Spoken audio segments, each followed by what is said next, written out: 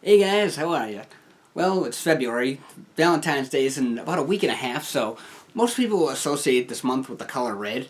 You know what else is red? The subscribe button, but also the Nintendo logo. So I thought this would be a perfect time to do a top 10 Nintendo franchises video. Now, before I get started, keep in mind this is strictly an opinion. I'm well aware that I'm leaving out some popular franchises, like, well, it's possible I never really got into them. Maybe I will in the future. So don't get mad if I leave out your favorite or if it's not ranked as high as you want it to be. It's just my perspective. This is going to be like my top 10 video game genres video, so I'm going to use a game that represents the franchise. So, number 10 is Pilot Wings, like the Super Nintendo one, which was a Super Nintendo launch title. As far as I know, there was only 3 of these games because it's not a huge franchise. But they're fun to pick up and play. You basically just, it's teaching you how to be a pilot. So you fly a plane, you parachute, skydive, whatever. You use a jetpack, things like that. And the music is nice and like soft and peaceful. It fits the game really well. And the cool thing with the new one, well, new as like 3 years ago, Pilot Wings Resort for the 3DS, which I highly recommend picking up for the 3DS if you own one, is that's a good.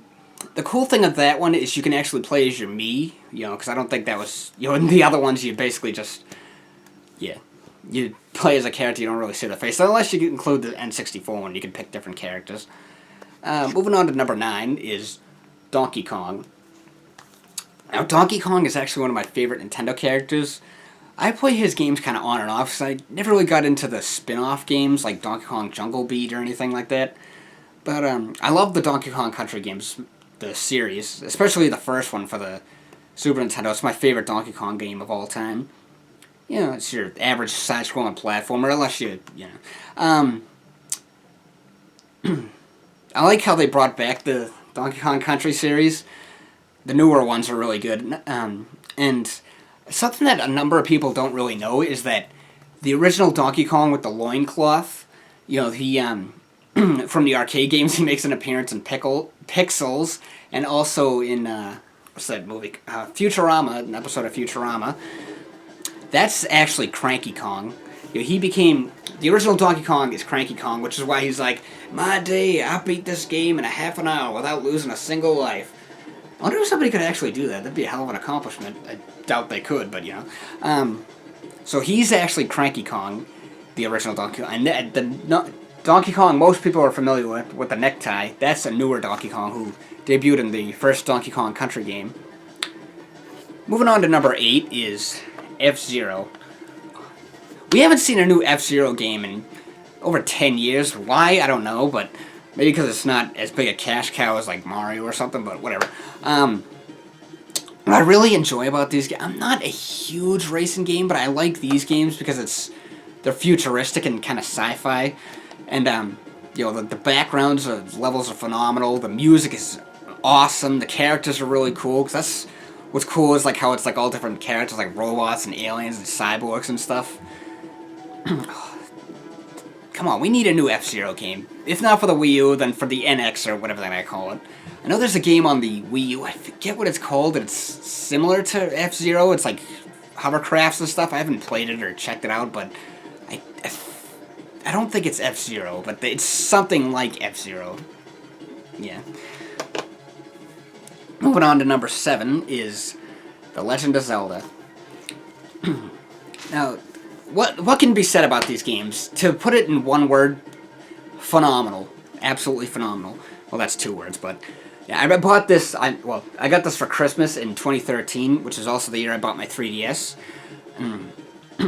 It's basically a remake of Link to the Past, which most consider to be the best Zelda game of all time. This one is so good. I couldn't put it down. I beat it in a few months. I actually just started playing it again a while ago. It's so good.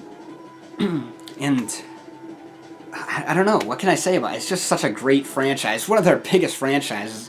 Hyrule Warriors is actually one of the games that made me buy a Wii U. And the new one looks amazing. The new one, The Legend of Zelda Wii U, looks really good. The adventure games. I remember, I think it was my brother's actually, had a book that was, he got it from like, what was that thing called? If you remember from elementary school, the book drive or something like that, it'll come back. But I remember he got like a Legend of Zelda book there, and I used to have my mom read it to me before bed, like all the time. I used to read it all the time, and I'd have her read it to me because I was probably like 5 or 6 at the time. Moving on to number 6 is Metroid. Metroid, oh, I love the Metroid games. My favorite was probably the Super Metroid. Now, I've said this, as in a bunch of my other videos, I know I sound like a broken record, I've said this all the time, is that I'm a huge sci-fi fan. So is my brother. That's why we love the Metroid games. You know, it's just... Unfortunately, this one isn't too good. It's Metroid Prime Hunters. It was a launch title for the DS, so... You play... the main flaw I have with it is that to move the character, to move Samus, you basically use the stylus to, like, move her around, which makes sense, because, like I said, it was a launch title for the DS, but it's a little bit excessive.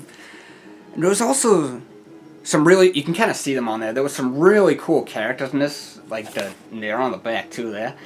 And I always thought one of them would be an awesome character for Smash Brothers. I mean, because Smash Brothers really needs another Metroid representative. I mean... Sure, you have Samus and Zero Suit Samus, who literally, you know, they have different attack patterns and it's 2 different characters, but it's literally the same person. Now, a lot of people want to see Ridley, and that's a very debatable thing. I'm not going to go into that right now. But Samus is, but they, well, like, what about one of these characters? Maybe it's, I don't know how big a seller this game was, but, you know, they need another Metroid representative for Smash Brothers. That's not literally just another version of Samus. You know, but Metroid, so good. These games are these games. It's like you play them. It's almost like reading a thriller book or something. It's like you can't put it down. It's just you got to like, oh, I can't stop now. I know I have to go to bed. And I know it's 2 o'clock in the morning, but I can't stop. I can't put the game down. Moving on to number 5 is Fire Emblem.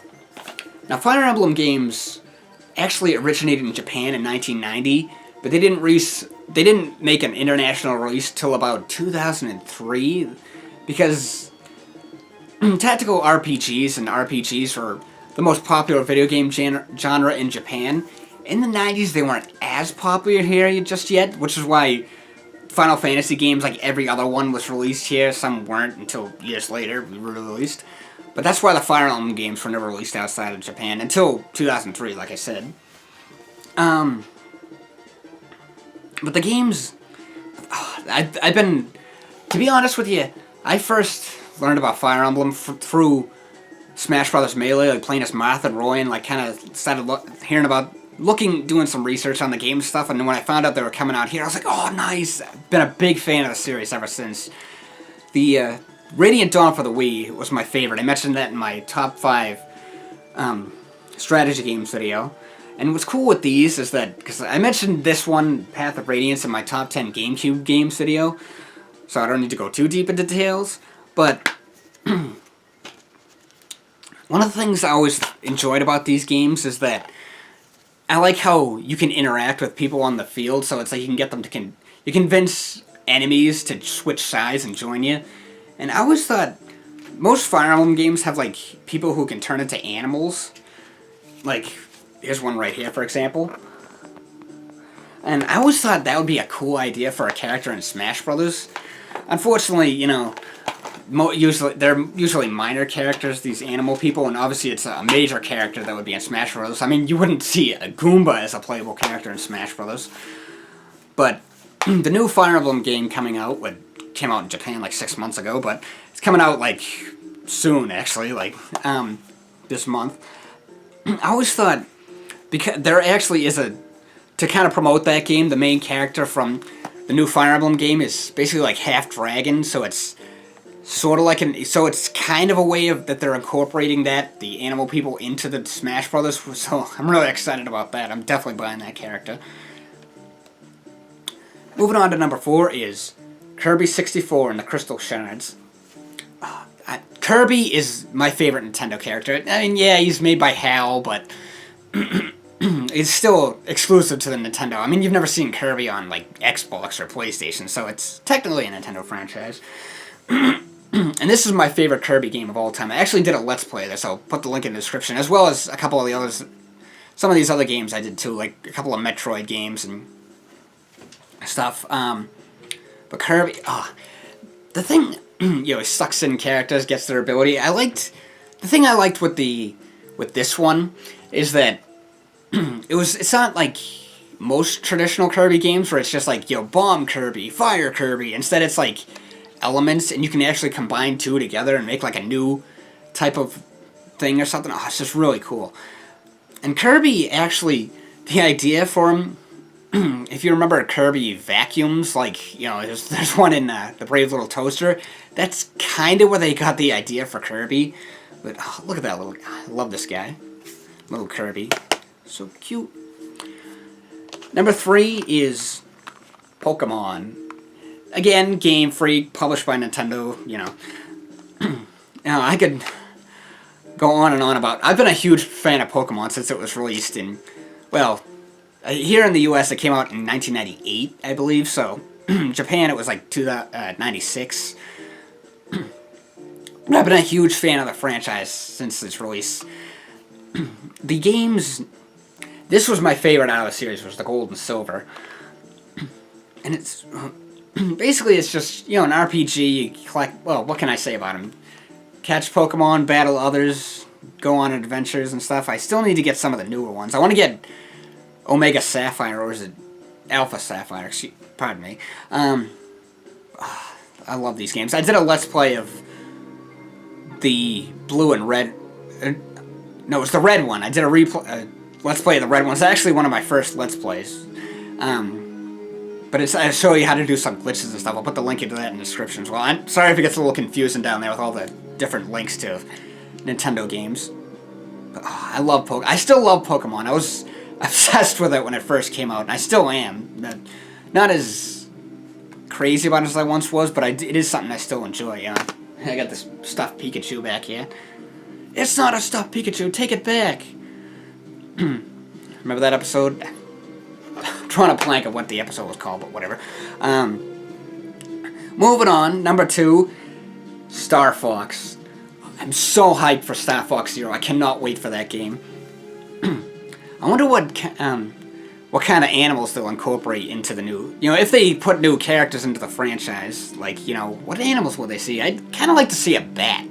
What would you like to see? Let me know in the comments. But this is also my favorite Star Fox... one of my favorite games of all time. I was literally just playing it the other night. And the 3DS one is really good, too.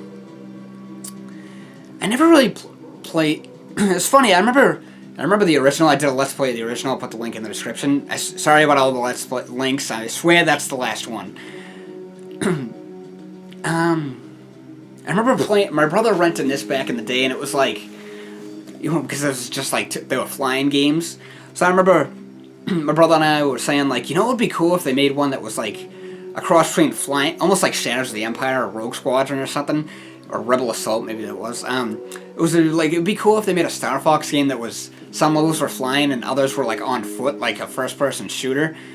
Technically, they did do that, but it wasn't a first-person shooter, it was a third-person. Yeah, I never played Star Fox Assault or Command. Star Fox Command I've been meaning to buy. It's on my list of games to get, because... I think the reason I never really got into those ones was because I was in high school at the time and I was kind of going through an RPG fix. I was playing a lot of RPGs on like PlayStation 1 and GameCube and stuff. But I remember watching my brother play Command all the time. And the deathmatch in that was really cool because that's why I want to look into that game. Because it is cool how it's like, I like how some levels are flying and others are on foot and you can go into vehicles like the Landmaster and Arwing and stuff, which is...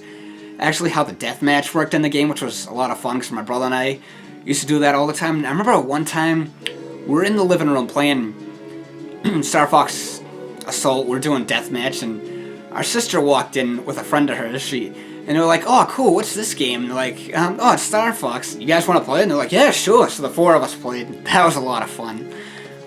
Oh, Star Fox. Can't wait for Star Fox Zero. Down to number 1. Well, this is a no-brainer. It's a Mario!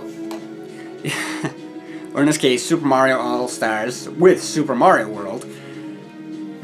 Now, some people, a lot of people say that Mario is kind of overrated because he has like 3 new games a year. True, but here's the thing. Let's say there's 3 Mario games a year. One of them will be like Super Mario Adventure, which is your average Mario platformer. Then there'll be a Mario Kart game and Mario Tennis. So yeah, there's 3 Mario games in the same year. It's all the same characters and stuff, but one's a platformer, one's a racing game, and one's a tennis game or sports game. The next year, you have Super Mario Island. Again, another platformer Mario game. As well as Mario Party and Mario Strikers. They bring that back. So yeah, 3 Mario games, platformer, party game, and another sports game or soccer game. So that's one way of looking at it. But Mario is just, especially Super Mario World, my favorite Mario game of all time. And that's the thing. Mario games, it's like they're all really good. Like, you know, the main platformer games and stuff, and it's like the Super Mario 64, Super Mario Sunshine, etc. All really good games, but personally, I don't think they could ever top Super Mario World. There's just something about that one that's so unique and phenomenal. But I mean, all the other ones are really good too, like Super Mario Brothers U, which came with my Wii U. That's a really good game. And it's funny that Super Mario Sunshine could really use a sequel. But I know there's a number of people who didn't really like it, which is kind of funny because it's like, you know, some people kind of jump ship after years, like, Mario's getting kind of old, so it's like, you know, they might think like, alright, let's try and change up Mario a little bit, so to kind of win some of those people back. So they come up with Super Mario Sunshine, totally different type of game, so some people are like, oh, this new Mario game looks really cool and stuff, but others are like, it's not really the traditional. Poor Miyamoto's like, can't win. But, whatever.